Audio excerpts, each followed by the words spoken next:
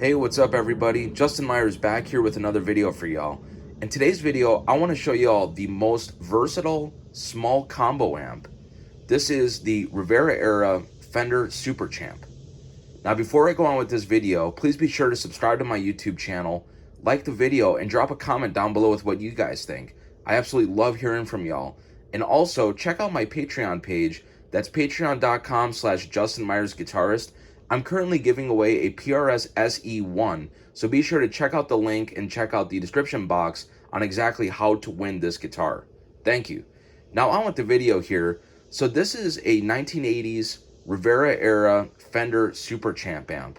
This, in my opinion, is one of the best sounding and one of the most versatile small combo amps that is available. Now, these are not made anymore. These were made in the 80s, but these are just a great find. And there's, a lot of them out there. They've become really collectible now.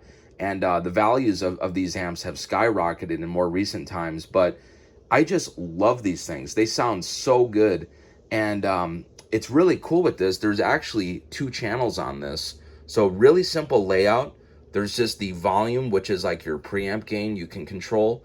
And this actually pulls out here and you can switch over to a drive channel, a lead channel is what they call it. And then this pushes back in, and then that's the clean channel. And then there's a treble and bass, but the treble knob also pulls out as well, where you can control the mid-range, which is a really cool idea for these Fender amps because, a lot of the blackface Fender style amps are known for having more of a mid-scooped type tone. And it's just cool to be able to control the mid-range here by just pulling out this treble, and then you can just push it back in and control the treble. So it's really easy to use.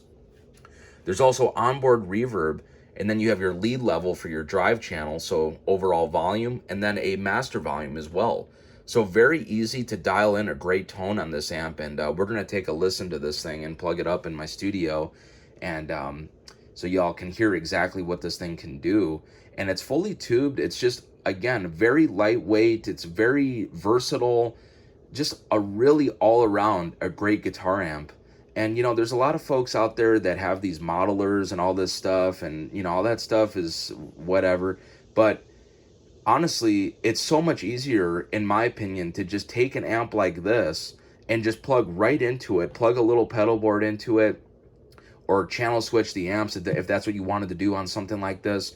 It's very small, very lightweight, easy to haul around to a gig, and it's just so much easier to just dial up a tone, and it honestly sounds better. It's more dynamic. It'll clean up with the guitar volume. Those modelers don't clean up at all with the guitar volume. It's just one tone, and it's not a dynamic tone at all. Where with these tube amps, it's so much easier. It's to get a great sound, and it's very dynamic, as I say. And it's just all the way around. These Fender amps are small, they're lightweight, they're easy to haul around, and they just sound incredible.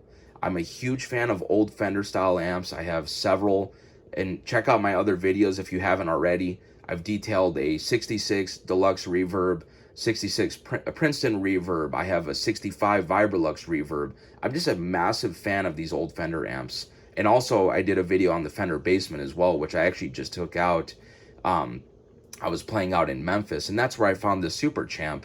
I had stumbled into a guitar shop out there and just happened to see this, and I plugged it up, and I was like, oh boy, I gotta have it. So we're gonna take this thing on up to the studio anyways here, and I'm gonna mic it up here. I'm gonna take a 57 and a 121 microphone, mic up the speaker. It's got the original speaker, original everything with this amp, and we're just gonna take a listen here. So let's take it on up. Alright guys, so I got everything plugged up here. I've just got my 64 SG Standard, has original pickups and original electronics. It's going right into my Classic 1 pedal board, and I just want to show you all how well that this amp takes pedals as well. And I'm just going to start off with the clean channel, and also if you're not familiar with that pedal board, I've had several videos detailing exactly what all it is, but I'm just going to kick on just to let you all know. I'll kick on the Nobles ODR1. It's an original, it's a Ram Nobles. And I may kick on an RC boost and a little slapback delay from my JHV3 M9. And then I'm also going to switch over to the lead channel on the amp as well, so y'all can take a listen to that as well. And I just have the amp mic'd up with a 121 and a 57. So let's take a listen. First with no pedals, just the amp.